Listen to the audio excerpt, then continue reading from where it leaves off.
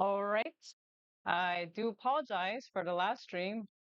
I was sharing in a nutshell the importance of we as Adventists, are we ready to take on the challenge of actually uh, being a Seventh-day Adventist every day, right? And so this is a challenge for for all of us here. And so I just wanted to share this an appeal and an encouragement for us. I know I did say in the last live just a few minutes ago that what does it mean to practically await the return of Christ, the event of Christ? That's what the term Adventist entails. Those who await the return of Christ. What does that practically mean? Are we Seventh day Adventists 1 day a week, 3 hours a week? I know for me, I don't want to be a 1 day Adventist, a 3 hour Adventist. As Pastor Enriquez had mentioned in his sermon, which was very touching and caused me to examine my heart.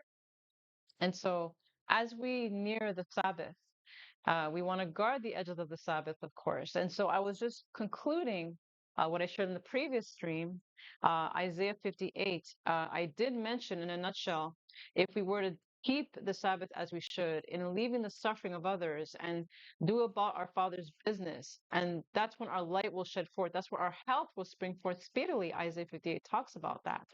I also mentioned about Deuteronomy 28 that we should be head and not tail. And is based on what we see around us as Seventh day Adventists, do we actually see that we are tail or head? Does it show that we are obedient and disobedient? I mentioned in the last stream in Deuteronomy 28, verses 1 to 14, these are the results when we obey God, the blessings that come with it.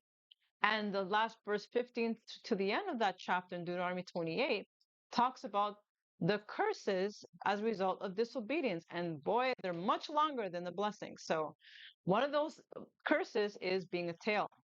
So we have to really examine our hearts, friends, as Christians. Are we truly living daily for Jesus? Are we truly having a saving relationship with Him? It's my prayer. This is my appeal.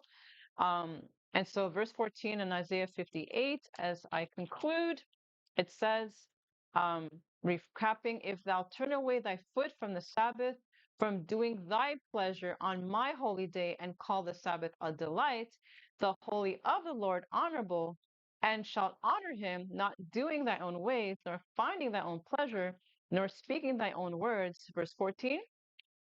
Then shalt thou delight thyself in the Lord, and I will cause thee to ride upon the high places of the earth, and feed thee with the heritage of Jacob thy father, for the mouth of the Lord has spoken it. So, friends, this is a promise we can claim. Do we desire to seek and please God and not do our own pleasure on the Sabbath as He commands us to do? Friends, this is my humble cry and appeal. You know, how much more I could say and reiterate this is that we are crying aloud, right? We are sighing and crying because we need to get it together as Seventh-day Adventists. We need to honor his Sabbath. We need to keep it in our conversations, in our conduct. Do we reverence his sanctuary? You may want to watch the video I did of me singing the song, Tread Softly, right? We need to sing with understanding. Do we sing with understanding? Do we actually come into his courts with respect and reverence as we should?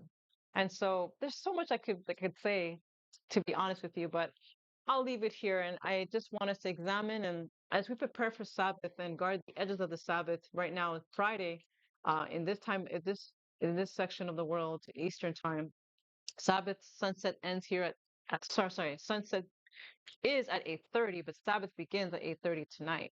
And so as we approach and anticipate the Sabbath, um, I just pray and hope that you're encouraged, and that if you want to see part one to this stream, I will post a link below this video. And if you want to know more in depth of what I'm talking about, I'll put another link of the video of my review of the sermon I heard last week on um, sex and marriage on the Sabbath. All right. And so it goes deeper, friends. We need to honor God and put self behind in any situation. All right. So on that note, God bless you. Happy Sabbath preparations and happy Sabbath when it comes. Bye-bye. Get right with God, His pardon is free. Get right with God, He's waiting for thee.